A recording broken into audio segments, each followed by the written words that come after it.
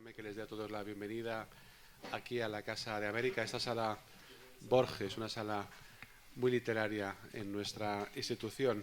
Aunque tuvimos por aquí recientemente al Premio Nacional de Poesía de este año, Julio Martínez Mesanza, y me dijo que él entendía que la poesía no es literatura.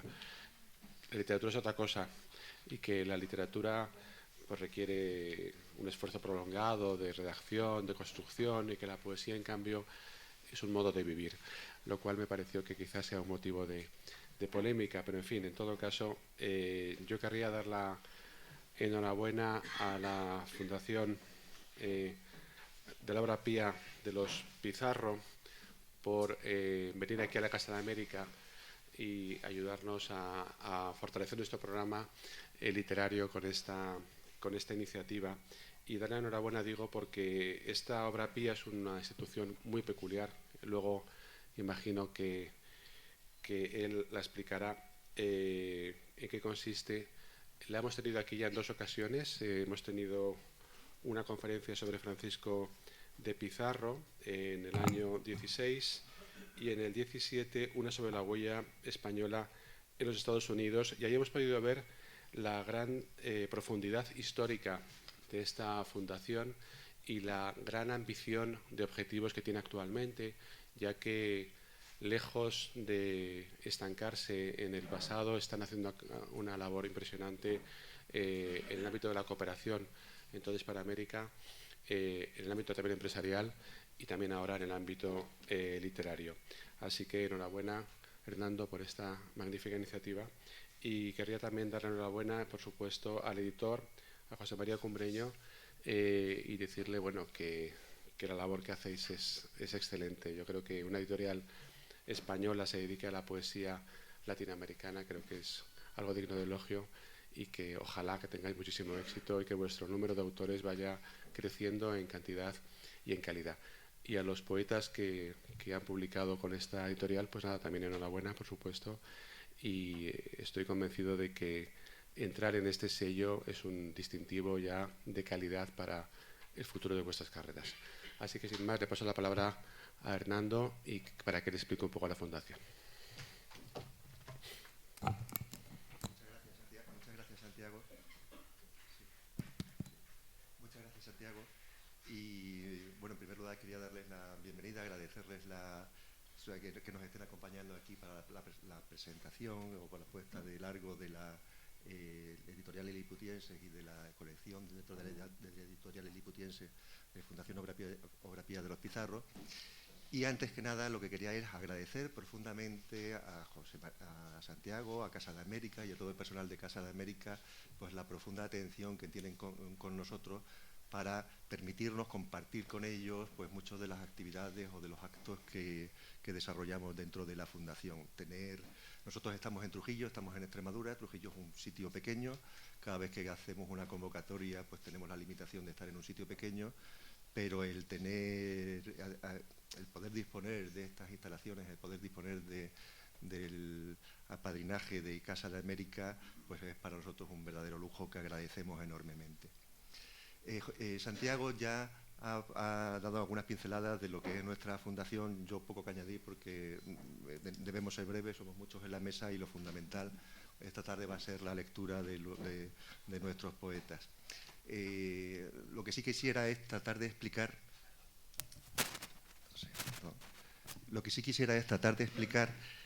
qué pinta la Fundación Obra Pía de los Pizarro pues con todos estos señores. Yo siempre pensé que los poetas eran los perros verdes, pero viendo esto y viéndome en esta mesa, lo que me siento el perro verde soy yo. De cualquier forma, bueno, es un reto que nos hemos impuesto y que paso a explicarles. Nosotros somos una fundación histórica. Nuestro origen está en los testamentos de los conquistadores del Perú, lo cual nos hace o nos convierte o nos lleva a una posición muy peculiar y muy estratégica. Es decir, nosotros de alguna manera compartimos el alma latinoamericana, el alma hispanoamericana, porque además nuestra fundadora era una princesa inca. nuestros fundadores fueron Hernando Pizarro y Francisca Pizarro Yupanqui. Francisca Pizarro Yupanqui es la hija de Francisco Pizarro y de Inés Guaylas, y además hermana de Atahualpa y nieta de Huayna Cápac. Con lo cual, en nuestra fundación tenemos raíces españolas y tenemos raíces incas. Es algo que, como institución, para nosotros constituye un enorme patrimonio, porque nos permite estar en un lado y en otro, ver las cosas desde un lado y el otro, o al menos eso es lo que creemos y eso es lo que pretendemos. Por tanto, pues eso al final nos aporta un capital simbólico muy importante y que nosotros queremos poner en valor. Pero además también, como consecuencia de esa historia, estamos en la raíz de todos los acontecimientos que con posterioridad darán lugar o han dado lugar a las distintas realidades latinoamericanas. Y para nosotros, sentir esa vinculación, sentir que de alguna manera compartimos eso con Latinoamérica y con todos los latinoamericanos, es una cosa muy importante. Nuestro objetivo es crear, fortalecer o poner en valor todas aquellas cosas que sirven para que tener una identidad, o que sintamos la identidad del ámbito cultural común hispanoamericano, de tal manera que, aceptando y sabiendo que es un ámbito muy diverso, donde hay realidades muy distintas, al final hay una cosa común que nos une. Es decir, tenemos una especie de fuerza centrífuga que nos van a llevar a cada uno para un lado, pero por otro lado tenemos un claro enlace centrípeto que nos une y que nos vincula, de tal manera que cuando nos sentamos aquí, pues gente de distinto origen, acabamos teniendo la sensación de que tenemos muchas más cosas en común de las que en principio podía parecer. Y para conseguir ese objetivo, pues claro, hay una cosa importante y importante dentro de nuestra fundación, que es la historia, es decir, tratar de conocer la historia, de hacer una nueva revisión de la historia, una más, la enésima, pero que esta vez sí nos sirva para sentirnos unidos y vinculados. Pero con la historia con la historia solo no vamos a conseguir ese objetivo.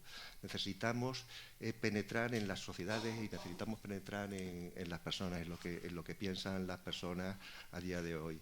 Y para eso parece ineludible no acudir a las vanguardias culturales que se están desarrollando en cada uno de los países latinoamericanos o de ese espacio común hispanoamericano.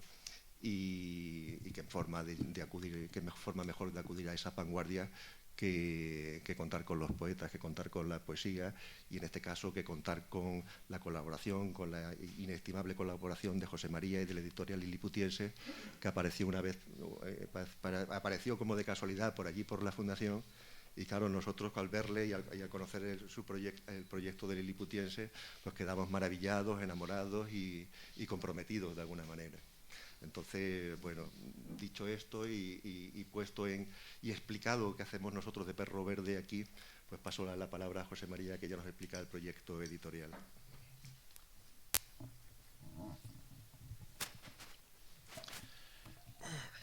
Buenas tardes a todos. Realmente es un placer estar aquí esta tarde. Creo que para una editorial pequeña como es Liliputiense representa mucho estar en la que me parece que puede ser su casa natural, ¿no? Como es la Casa de América, ya que esta editorial pues es fundamentalmente americana.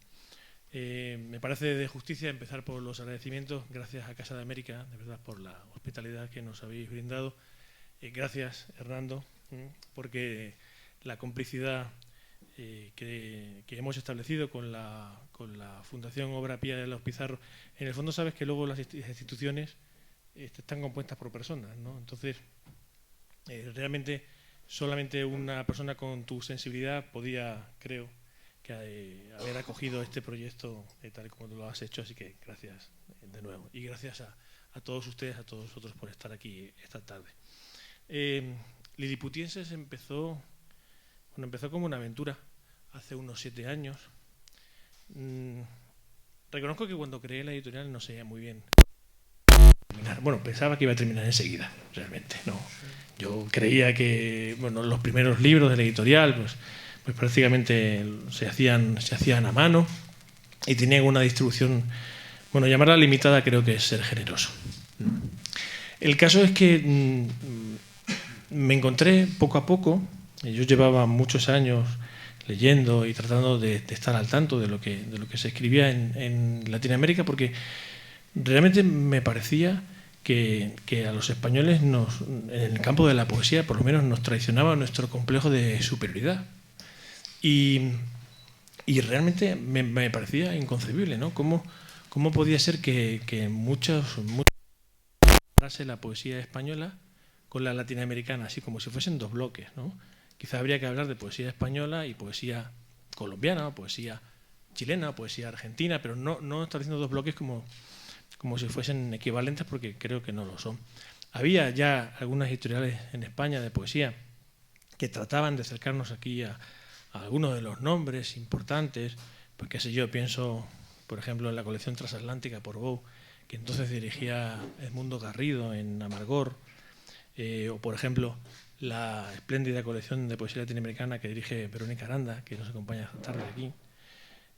Pero las editoriales que gozaban de buena distribución, creo que en muchas ocasiones publicaban, es cierto, autores americanos, pero casi siempre se limitaban a editar antologías, ¿no? Y una antología siempre, o casi siempre, es una muestra parcial, imperfecta, incompleta. Y yo reconozco que creé la editorial de manera egoísta. Es decir, yo quería leer a estas señoras y estos señores, tener sus libros y aprender de ellos, ¿no? Y yo creo que una cosa fue de la mano de la otra. Porque no solamente descubría a poetas enormes, sino además también a personas muy generosas y cosas raras en el mundo del arte, ¿no? La mayoría sin ego. Ya sabemos que cualquier disciplina artística está llena de personas que poco menos que piensan que el mundo se pararía sin ellos. Pero el caso es que los autores de la editorial son personas muy generosas, muy cercanas, que enseguida aceptaron a publicar con una editorial muy pequeña. Entonces más, ahora sigue siéndolo, pero entonces realmente era más pequeña. En estos 7 años, yo en alguna ocasión he dicho que soy una persona con suerte, y lo creo. En estos 7 años he tenido el privilegio de poder publicar a más de 100 autores. 4 de ellos están hoy aquí en la mesa. A mí me parece un lujo, ¿no? Un privilegio absoluto tener a estas 4 personas que, bueno, menos Nico, que sí vive en Madrid, ¿no? Más o menos, de forma más o menos estable, pero tanto Eleonora como Omar o como Jorge pues están de paso, ¿no? Y en Liliputiense pues yo creo que hemos aprendido a usar el cazamariposas, porque cada vez que encontramos a algún autor de la editorial conseguimos medio engañarlo, ¿no? para que lea en algún sitio. Y qué mejor lugar, creo, que la Casa de América. Bueno, Liliputienses es un proyecto que sigue creciendo, con la ayuda fundamental de la obra pía de los Pizarro, pues creo que va a seguir haciéndolo aún más, y con la misma pretensión de siempre, ¿no? Es decir, tratar de acercar a España lo más interesante de la poesía latinoamericana actual. Creo que estos 4 artistas nos van a dar una muestra de la calidad del catálogo, y qué mejor ocasión para oírlos. Si os parece, tal y como hemos establecido, leemos unos 10 minutos, ¿no? Cada uno, y luego ya el orden el que queráis.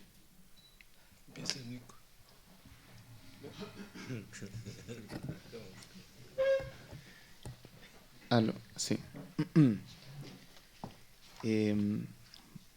Bien, agradecer la invitación, por supuesto, y voy a leer poemas de mi libro que se editó a fines del año pasado. Se llama 3 cuadros de asiento. Espero estar dentro de esos 10 minutos esta vez.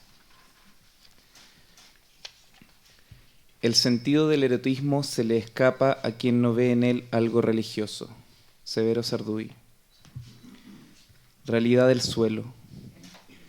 Tocando ese brote de piel salado donde se deshacen los magnesios y revive el ojo en su encandilamiento, en su inteligencia espontánea, como lana de oveja en los establos eróticos del invierno en un cuadro de asiento, como luego con trabajo esférico en el requiem engolosinado, bola de nieve, de azúcar y de noche, casi tocando el suelo, asomando un pezón volcánico para engancharse al ripio desde su propia ruptura, la costra de una galleta partida que se deshace entre los cabellos erguidos de atención, los vellos extraviados que se mecen como el fangor virgen, entre cristal y clorofila, entre niño alado y ángel bellaco, entre íntimos claros de luna, donde cabe un hombre genuflexo, queriendo perderse en un paraje donde la ebriedad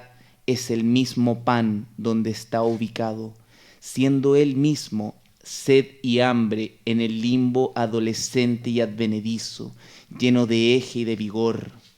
Pequeño Dios en el salón, en el jardín, en el proscenio a fuego lento, en la nota que cae como goterones que abofetean la ventana de su rostro, con 1.000.000 de venas eléctricas para el baile sexual de las medusas, medusas transparentes en el mar, perdidas y encontradas en la correspondencia que las confunde, pero las incita a avanzar, como nosotros a quemarnos, en relieves de huellas en la arena que nos duelen desde antes y nos devuelven como una caricia en el lomo del suelo, entre comillas, cuando éramos los elegidos del sol y no nos dimos cuenta, y cierre comillas. Continuamente pienso en quienes fueron realmente grandes, quienes, desde el útero, recordaban la historia del alma a través de corredores de luz donde las horas son soles melodiosos e infinitos, cuya dulce ambición era que sus labios, aún tocados por la llama, cantaran el espíritu cubierto de pies a cabeza con el lienzo. Stephen Spender. Cuadro número 3. Cosmoagonía del preludio. Mixtura entre blanco y negro. Deslizarse sobre una laguna congelada, reconociendo el silbido de un sí, pero diciéndolo al unísono del viento que llama y queda, el sí más grande de una vida, para aceptar a esa vida misma y todos sus pequeños componentes infinitos, desde el cerebro, pasando por el corazón en la ruta del congelamiento, y luego lo que hay afuera, recibiendo la lluvia de lágrimas de la centrífuga universal de esas cosas. Tener que decir que sí o decir que no, como si es que te lo preguntara una voz enorme que podría ser la del médico, la de tu madre y la de Dios, todo en uno. Si es que esa única voz te preguntara justo después de tu alumbramiento, ¿te gustaría estar vivo? ¿Quisieras venir a ver todo lo que hay en el reflejo de una enorme laguna congelada? Y así tener la capacidad de decir que sí o que no el primer día de nacido. Te cuento que pensé eso cuando tenía una edad más o menos prudente y dije sí. Entonces, de forma muy alegre comencé a experimentar cosas que solo había atisbado muy lejanamente, casi con el esfuerzo de tener que imaginármelo, como si desde mi castillo arriba de un cerro en donde todo era paz, todo era de buen capital, todo era ternura hasta el punto de desaparecer dentro de mis oídos, por no alcanzar a escuchar aquellas cosas que les colgaban a otros seres humanos de los ojos, como los sentimientos malos. Te cuento que yo jamás los oí, solo tenía oídos para lo que veían mis ojos y solo tenía ojos para lo que sentía mi corazón cuando miraba el paisaje desde mi castillo en donde todo era verde, en donde todo era caricias de madre, repito, en donde todo era de muy buen capital, en donde todo era un sueño de un niño lanzando besos al mundo según era su instinto, empapado en un camino en donde caminar era perfecto, en donde crecer era perfecto, en donde vivir era perfecto, un camino que se iba aclarando con el suspiro de Dios. Así era la maravilla, pero tenían que aparecer esos malditos lugares de sombra a lo lejos, tenía que existir eso que era maldito, pero que a la vez también es bendito, eso que se llama curiosidad y que es una invitación con forma de río y que desemboca en un mar inexplicablemente grande que se llama de dos maneras, un mar que se llama rechazo y que también se llama abrazo, Y es ahí en donde las cosas absolutas, dentro de lo absoluto y alrededor de lo absoluto, te dan la oportunidad de quedarte mirando el eje de Miurgo, en donde el sol realiza su rutina tácita de seguir diciendo que sí, en el idioma del día y de su fuego, que es parte del mismo silencio bello e inexplicable que te incita a explorar o bien lanzarse de lleno a ese mar y bucear hasta sus más intensas profundidades, casi apagando aquel fuego a causa de conocer de memoria la luz del sol en la piel, a causa del mismo mar y de la profundidad de querer comprobar la realidad, indagando, buceando, buceando y llegando hasta el fondo, en donde hay un letrero en blanco, un letrero que a cualquiera que lo vea le resultará siempre extrañamente familiar, un letrero en blanco que lleva amarrado un lápiz con un cordón umbilical, en donde te dan una nueva oportunidad para escribir solo 2 palabras, la palabra sí o la palabra no, para poder reinventar el mar, que es y siempre ha sido las lágrimas del primer hombre que tuvo que tomar una decisión tan difícil como decir sí o decir no, para ver si aceptaba o rechazaba todo lo que hay en el todo del preciso momento. Pero aún así, por más grande que sea la decisión, hay algo aún más difícil, y es el saber que llegaste hasta el fondo finalmente, y tener en cuenta que aquel primer hombre que tuvo que tomar la misma decisión hace quizá quién sabe cuántos años, escribió la palabra sí, y aceptó eso llorando, y dándole vida al mar, realizando la misma tarea que entonces tienes que hacer tú también llorando, dándole vida al mar, a la superficie, a la rutina del sol, y dándole vida a la vida misma. ¿Sí o no? Y uno muy breve para terminar. ¿Estoy bien de tiempo? Creo que sí. Es breve, tiene pocas líneas.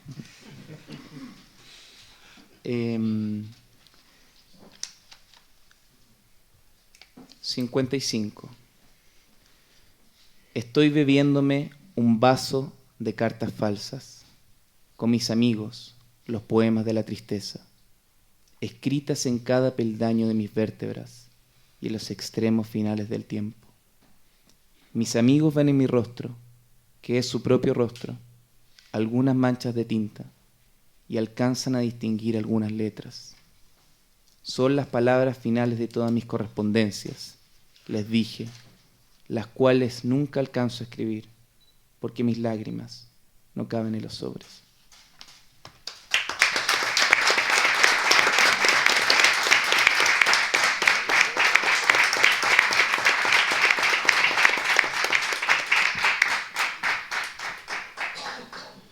Gracias.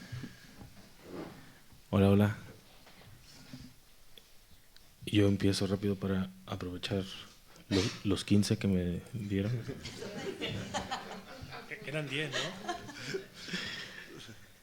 Mi padre me recordó a mi padre. Giró su mano incompleta en un saludo incompleto. Siempre silbó mientras trabajaba. Marco Ramírez López, Tecolotlán, Jalisco, 1928. 10 de cada 10 padres morirán en esta vida. Catástrofes de un solo dígito, la media vida de un dedo, la huella digital y su fantasma. Ayer cumplió 87 años. Se encuentra sano. Lo rasuré sin cortarlo.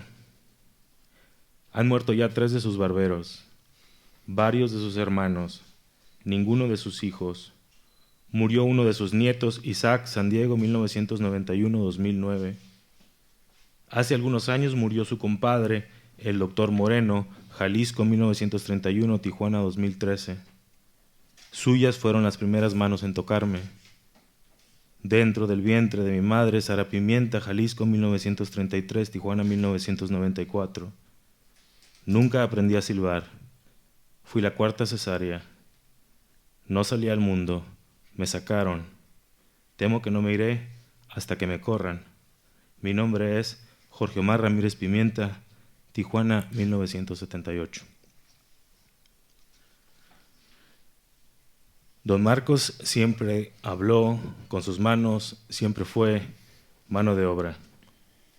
Por años, en 2 países, el mismo día, en 2 idiomas, trabajó, con el habla de sus manos. Perdió un dedo trabajando. Esa ausencia, ese silencio, dice mucho. Mi padre se llamó Prisciliano Gil Bautista, Indiana 1931, Tijuana 1957. Mi padre se llama Marco Ramírez López, Jalisco 1929. Documentos oficiales, papel picado por el tiempo, firmas, líneas que viajan sobre una montaña rusa. Prisciliano Gil Bautista trabajó con el cuerpo Marco Ramírez López. Marco Ramírez López trabajó con el nombre Prisciliano Gil Bautista. Marcos compró una identidad. Prisciliano donó un órgano social envuelto en papel picado. Mi padre recuerda el apellido del agente de migración, Cruz. ¿Cómo te llamas? Prisciliano Gil Bautista, oficial. No, Prisciliano Gil Bautista está muerto. Ahora me pregunto si en ese otro cuerpo murió un poco mi padre.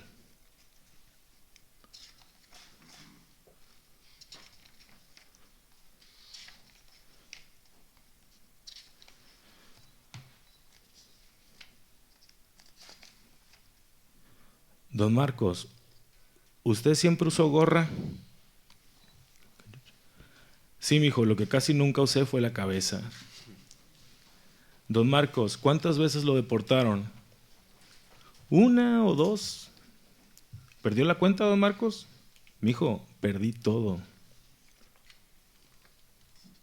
Don Marcos hace alarde de nunca haber cruzado la frontera de forma ilegal. ¿Con documentos falsos? Sí. Siempre por la garita, viendo al oficial de migración a la cara. ¿Con nombre falso? Sí. Nunca por el cerro, nunca por el desierto, nunca por el río.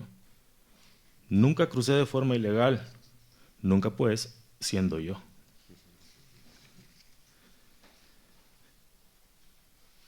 We made window rack for you.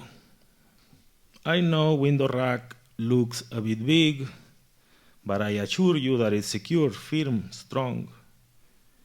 If you don't like it, we take it back, make it small, bring it fast, 2 or 3 days, install it, secure, firm, strong.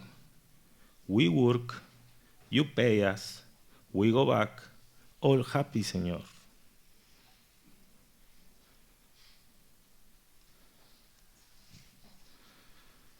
El taller de herrería de don Marcos en la calle 10 de la Colonia Libertad de esta ciudad de Paso era un buen negocio de frontera. Delimitar, dividir tu propiedad de la mía, es el lugar justo en el que se acaba lo nuestro. Inició con los 80 un tejabán de lámina corrugada para protegerse del sol y la lluvia, un cable de luz propio, otro del vecino para los 220 voltios, el teléfono del negocio 83 18 35. La idea era simple, traficar material norte a sur, rejas sur a norte. Con el tiempo se construyó un segundo tejabán, se instaló la luz suficiente, siempre es necesario tener luz suficiente, sombra suficiente. Fui el último de sus hijos bajo los tejabanes. Para entonces ya tenía un yunque, una fragua, 4 soldadoras, un TIG welder que nadie aprendió a usar, un compresor estacionario de 200 galones, 2 pistolas de pintar, un impacto, 3 grinders, varios taladros, un botiquín caduco, la bugambilia, el guayabo y la higuera. Doña Sara regaló 2 carros viejos, clásicos, decía don Marcos, para limpiar el espacio, celebrar los 15 años de Tere. Existe un video de la fiesta, doña Sara se ve feliz comiendo bajo los tejabanes. En la herrería de don Marcos construimos una ballena gigante, un caracol, unas nubes, unas barcas con catapultas, una bandera, prensas para comprimir marihuana, un corazón, una jaula para pájaros, otra para humanos, escaleras con ganchos para brincar el muro. Muchas puertas y ventanas para enrejar los 2 lados de la frontera. En el taller había 2 estaciones de radio. Los trabajadores nos dividíamos en 2 grupos. Los de Tijuana, Adalberto, Temoc, Pato, La Guana, Chuck y yo. huérfanos o casi huérfanos expulsados de la escuela, gruncheros incapaces de soldar sin quemarnos los ojos, los del sur, Adrián, Arturo, Rosendo, Armando, Silvano, Isaac, Chino, Guanatos, migrantes que llegaron a Tijuana, algunos casi niños, otros ya con familia, aprendieron a medir en pies y pulgadas, a ganar en dólar, a no quemarse los ojos, mandar dinero a su familia. Vivían en una casita vieja de madera al fondo del taller, más allá de los tejabanes. Ahí vi mi primera película porno en beta, ahí los pitufos atacaron a Adrián, ahí durmieron todos en diferentes épocas. Trabajadores en the middle of nowhere, en busca de los dólares que se derramaban entre las rendijas de la frontera, los que traía don Marcos los viernes por la tarde, en que nos formaba a todos, nos preguntaba a cada uno lo que nos debía. 2 ventanas, 3 puertas, 40 pies lineales de barandal, dólares para gastar durante el fin de semana en la ciudad de Paso. De la herrería solo quedan los tejabanes, algunas latas de pintura, restos de material, a veces extraño el ruido, a veces incluso el fuego en los ojos. Don Marcos se hizo viejo después de un accidente, manejaba Silvano y la herramienta se derramó por los 4 carriles del Freeway 5 un día de lluvia. Se fue oxidando, olvidando. Don Marcos hizo herrería. Guanatos y el Chino lo visitan esporádicamente. Pato y la Guana lo ven cuando hay alguna fiesta. Yo lo visito menos de lo que quiero. Intento leerle lo que traigo. Me pregunta que desde cuándo uso lentes, por granola, por mis hermanos, en qué trabajo y cuánto hago. Me pide que lo lleve a que lo rasuren. Cierra los ojos, que de poco le sirven. Se sostiene la cabeza con la mano incompleta. Se escucha lo que leo, bajo la bugambilia, a la sombra de los tejabanes. Gracias.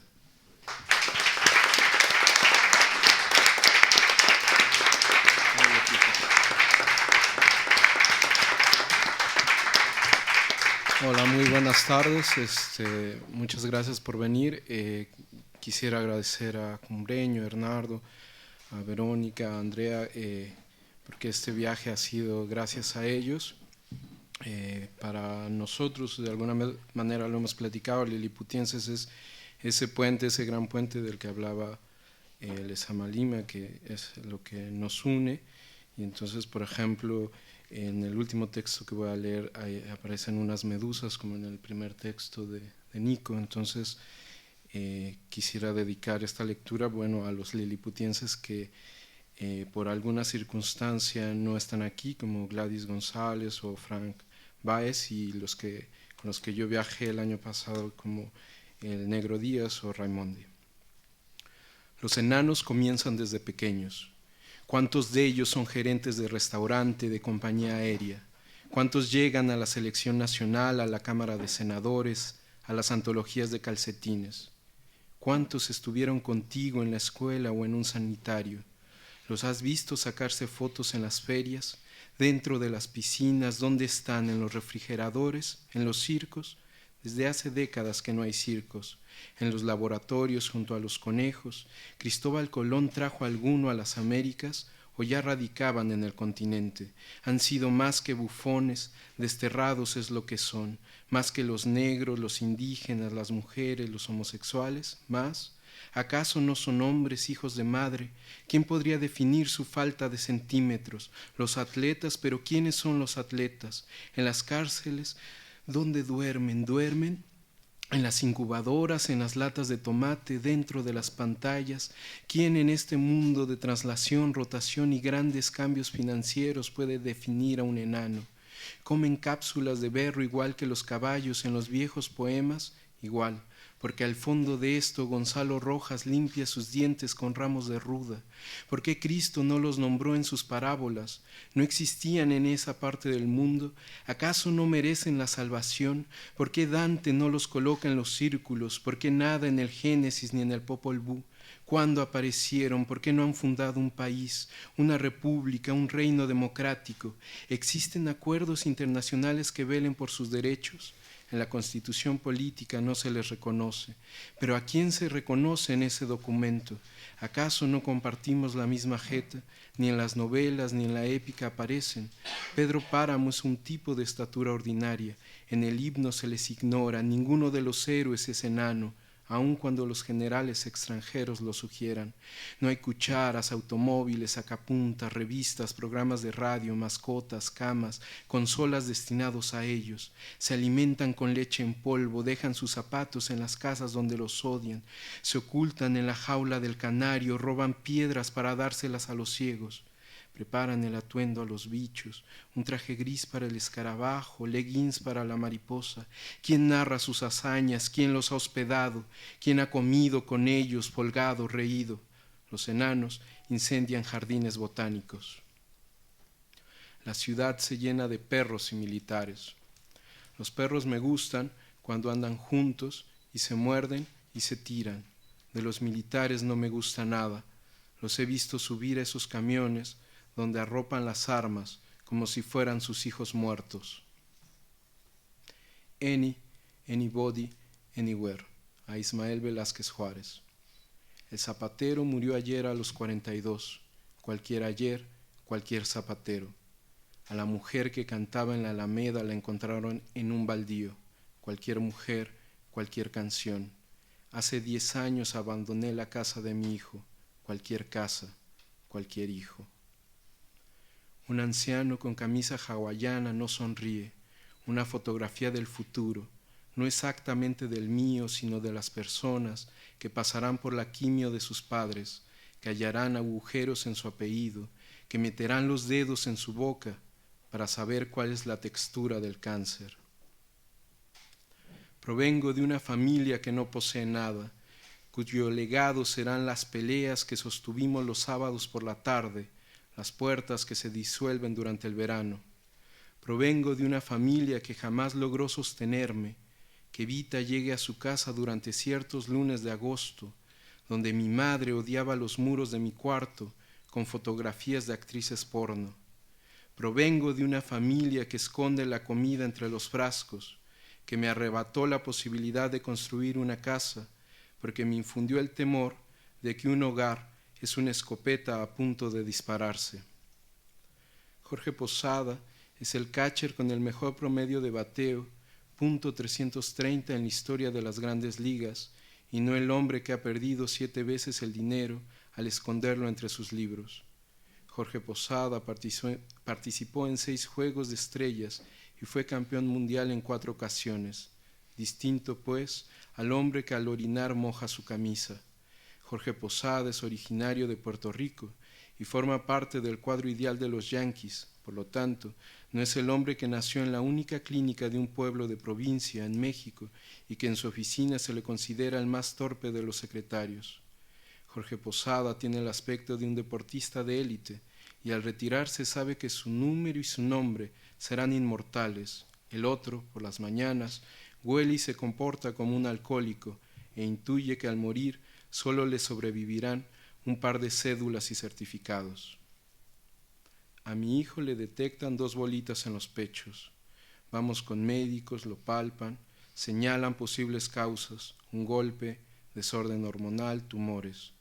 En un consultorio piden se quite la camisa, lo someten a ultrasonido. En su tejido mamario hay nódulos. La especialista describe la posición y el tamaño. Luego de 1 hora nos entrega un papel con recomendaciones. Evitar el estrés, los alimentos con sal, los esfuerzos. En caso de que las bolitas crezcan, será necesaria una biopsia. La mujer dice cómo cortará la piel, los músculos y la grasa. Es así como mi hijo conoce la adolescencia. Mi hijo a los 12 armaba un cubo Rubik en 14 segundos. Me parecía un genio, porque yo a los 35 no era capaz de hacer una cara. Él quería romper el récord mundial de 4 segundos. Analizó ecuaciones. En ese momento deseaba ser matemático. En la secundaria insultó a la maestra de civismo. Hubo una reunión con la directora. No lo expulsaron porque era la última semana de clases. Lo obligaron a ir con el psicólogo, que en una sesión dijo: si no reaccionas, terminarás en un escritorio como un burócrata. Este año cumplo 19 como archivista de la Dirección General de Asuntos Generales. Hace unos meses comenzó a entrenar con el equipo universitario de ciclismo. Camino a casa, vemos un video de Peter Sagan. Luego se burla de Patterson y el cabello de Jim Jarmusch. Ahora desea estudiar ingeniería química. Antes de dormir pienso en la tabla periódica y esas líneas de Ortuño. Jesús es la respuesta, siempre y cuando la pregunta no sea cuál es el peso atómico del cadmio. Y por último, Variaciones Fairchild 1. El olor de la ropa sin orear. Madre llama a un técnico en lavadoras, el hombre baja el motor. Una medusa en medio de la azotehuela, en su barba hay saliva. ¿A qué olerá? ¿Cuál será su sabor? La medusa se desangra, padre lleva periódico. Él, que durante años no cambió un foco, entreabre la boca, en sus dientes hay saliva. La imagino mezclada con azúcar. Intenta sanar a la medusa que invade el departamento. El hombre pregunta si puede fumar. Paraísos Marlboro, paraísos quimioterapia, la publicidad contra el tabaco, mi bisabuela de 98, una cajetilla cada 24 horas, 0 cáncer en el enjambre de su garganta. El aceite en el piso llega a la cocina, el hombre coloca la medusa en su sitio, el problema es el centrifugado. La lavadora comienza a bailar a 60 kilómetros por hora. Hermana asoma la cabeza y se asusta. Un caballo gordo y desquiciado destruye los muros de la azotehuela. Un caballo del tamaño de la galaxia, 10 a las 7 de la masa solar con una velocidad de 22 kilómetros por segundo. En la radio hablan del libro de los muertos, de un pastel de azafrán. Mientras el hombre toca los pulmones de la medusa, pregunta por qué nadie ha escrito el libro de los vivos. Hermana responde que eso es el directorio telefónico y salta como si estuviera sobre un caballo de feria. El camarada de la compañía telefónica de la URSS que corrigió las erratas del directorio de Chernobyl recordaba el nombre de 5,000 personas que fueron desplazadas la madrugada del accidente nuclear. Padre, que nunca leyó a Brautigan, dice que los muertos descansen eternamente esperando nuestra llegada.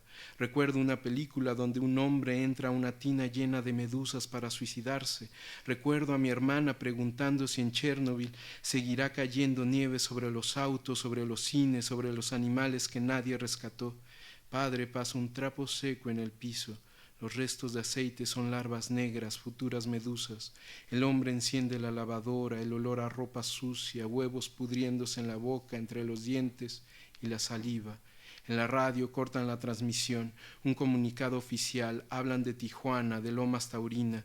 El futuro presidente recibió un balazo en la cabeza, no logró llegar al hospital. Padre ordena que encendamos el televisor.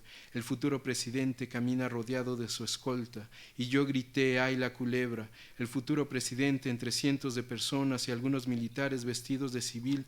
La gente salió huyendo, todititos asustados comenzaron a gritar, ¡huye José! ¡Huye José! El hombre asegura, la verdad, así de cerquita, hasta yo hubiera matado a ese cabrón. Gracias.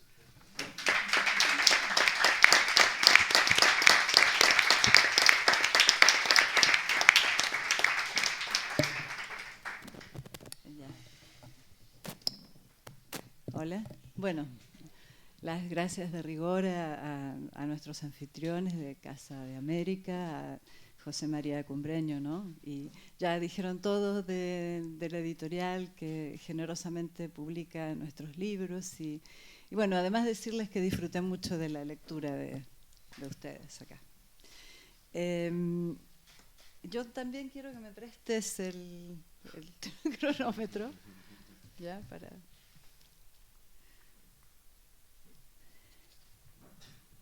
La vida de los insectos. Rezo por vos. Este domingo bajábamos por los cerros, donde la gente es rica y feliz. En un Volkswagen bajábamos, pero no del todo. Patinábamos en verdad, sueltos y saltarines, como si el viejo Volks se hubiera convertido en trineo. Íbamos igual que aquellos niños de Eliot, pero por montañas sin nieve, rojas y azules. El primo Gas fumaba gras. ¿Cómo bajar? Todos en misa, como siempre, dijo, y era cierto. Tantos culpables reventando las iglesias, más de 10 en apenas 20 cuadras a la redonda. ¡Qué ciudad tan especial! Debería rezar, murmuró. Mi madre está muriendo. Todos estamos muriendo, with a little patience, pensé. Con un poco de paciencia, recité. En cuanto a rezar, tengo mis dudas. Un poema es una oración. Guíame, pidió. Nací en una ciudad ajena. A mí, a una recién llegada. Le di tales señas que terminamos en la cima del mundo. Bien, bien por mí. Guíame, gritó ahora con los ojos en blanco. ¿Estaba rezando? Pero yo miraba la luna allá abajo como a un alma, y la luna también allá arriba como a la hostia consagrada. Qué buen pot, pensé. Primo, le dije, no puedo guiarte. Pero debo confesar algo incómodo. Últimamente rezo casi todo el tiempo. Me parece que creo en Dios.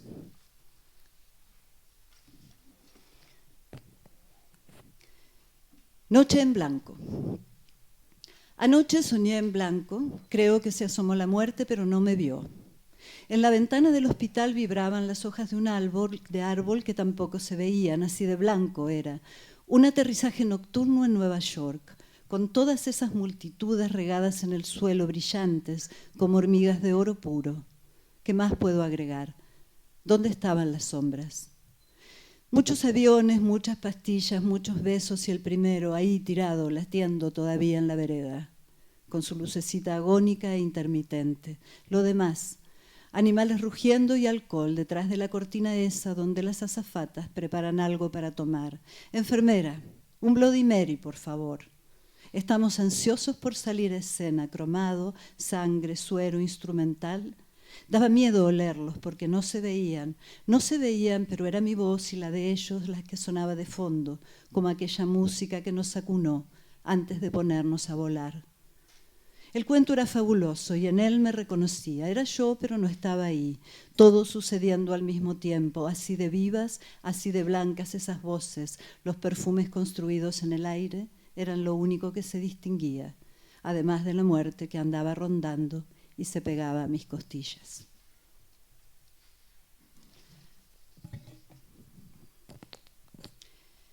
Niños. Igual que Ginsberg, Patti Smith, yo también pensé que eras un chico. Fue la primera vez que te vimos, Allen, en el Chelsea Hotel en los 70, creo. Yo, en una foto, en la década siguiente. Soñé que dormíamos juntas, me pegaba a tu espalda y era la noche, como siempre, algo parecido a una cabalgata.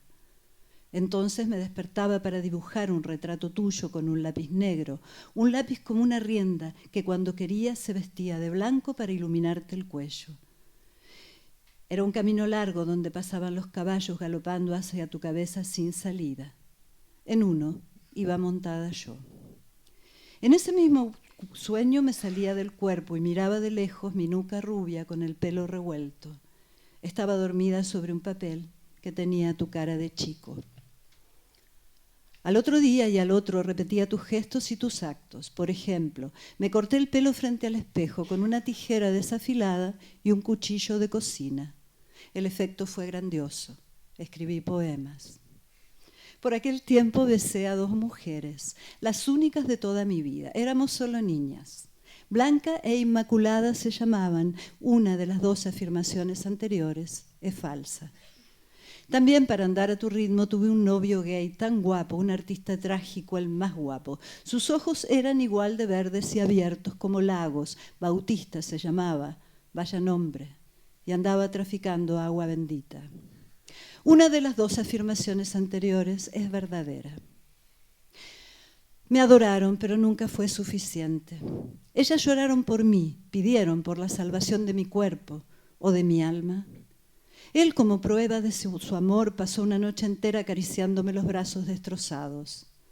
Todo lo que afirmo es verdadero y falso al mismo tiempo. Estas son las buenas historias de mi vida y digo sus nombres para que me crean, porque a pesar de todo, bueno, es cierto. Porque no era fácil seguir aquellos pasos, el arte nos fregó, dijo Bautista en su lecho de muerte. Blanca sintió, triste pero cierto. Inmaculada se volvió negra, así, frente a nuestros propios ojos. Es verdad, lo juro, es falso. Éramos niños, querida, claro, y todavía no ha cambiado nada. Seguimos creyendo en los milagros y somos inestables como sueños, hipersensibles. Estamos hablando de caballos. Y, a ver.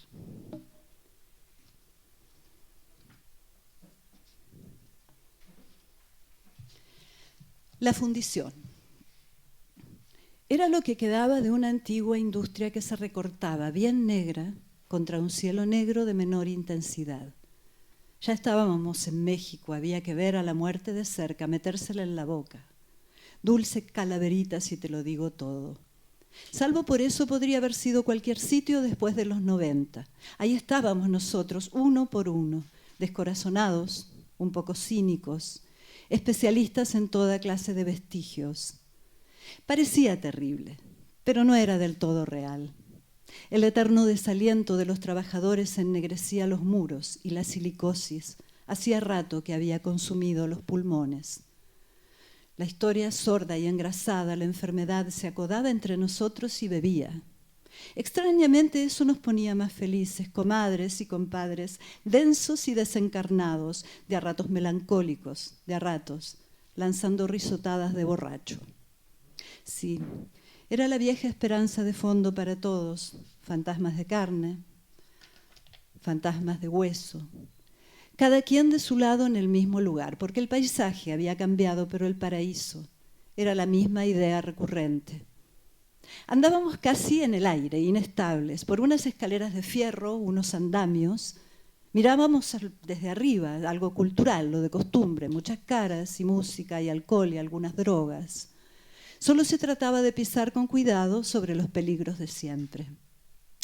Pero nos seguían unas mujeres, unos niños, unos hombres demacrados. No éramos tan diferentes de ellos, excepto por lo inestables. Aquí tienes algo para equilibrarte, güera, me ofreció uno, por si das un paso en falso. Acepté. Nadie quiere ser un chingado aguafiestas. ¿Crees que de verdad puede equilibrarme entre los vivos y los muertos? ¿Entre lo que fueron y lo que somos ahora? No, claro que no, dijo. Está mal formulada la pregunta. Ah, mis amigos de corazón implacable y todo ese rollo de la eternidad perdida. Y por último, este poema se llama El lugar más peligroso de la casa y tiene un epígrafe de Sylvia Plath que dice: Dying is an art, like everything else. I do it exceptionally well. Es muy temprano y ya dejé listo el desayuno. Tengo un cuchillo enorme en una mano y no recuerdo qué tenía que cortar. En la otra sostengo una taza. ¿Quién de los dos soy ahora? ¿Soy ella? ¿Soy él? El agua hierve y sobre un estante alto hay una fila de productos de limpieza, fuera del alcance de los niños. Mejor detenerse ante el peligro, pensar en el orden, la secuencia lógica. Sí, esa manía de la reconstrucción. Siempre tuviste esa manía. ¿Cómo? ¿Cuándo? ¿Dónde fue que todo comenzó? ¿Quién era yo? ¿Quiénes éramos? ¿Quién era ella? ¿Él? Pero ahora hay que pensar en la inminencia, porque en este exacto momento y lugar todo está a punto de pasar y para siempre. ¿Ya lo mencioné? Hay una fila de tóxicos listos para ganar la guerra, pero algo no encaja en este asunto. Soy un hombre, porque es imperioso hablar genéricamente, que tiene un dedo ensangrentado. Ya sabe cómo sangran los pulgares. Y me quebré el brazo tratando de sacar algo del fuego. Cosas que pasan, accidentes. ¿Quién puede hablar del destino en estos casos? Tengo que hacer memoria. ¿Qué tenía que cortar? ¿Quedará todavía alguien vivo en esta casa? Pero debo intentar ser razonable, recordar qué era que tenía que cortar y si la llave del gas quedó cerrada. No entiendo por qué asoman esos animales embalsamados entre los azulejos y toda esa sangre de mi dedo que ya está formando un charco. ¿Eres el león decapitado, la leona decapitada o algún otro animal que terminó en esta selva? No entiendo qué hacen aquí esas cabezas como trofeos, con sus melenas, sus ojos de vidrio humano y mostrando los colmillos. Si nunca preferimos ese tipo de decoración, como de castillo medieval, de medio pelo, cerrojos, cofres, rejas, herrajes negros, barrotes, esas cosas de clase media. ¿Por qué siempre estás con la mente en cualquier parte? ¿Verdad que este vacío podría ser una gran broma? ¿O crees que el asunto alguna vez quedará claro? ¿Qué manía con eso de los significados? Siempre tuviste esa manía. ¿Quién podría cargar a pulso estos baúles? Tú menos que nadie con esos huesitos de pájaro. Amor, ¿sigues ahí o te extinguiste? ¿Me recuerdas qué tenía que cortar? Si cerré la llave del gas, si nos queda veneno. Es que tengo tan mala memoria y creo que el sueño puede llegar en cualquier momento. ¿Quién podría culpar al destino en estos casos?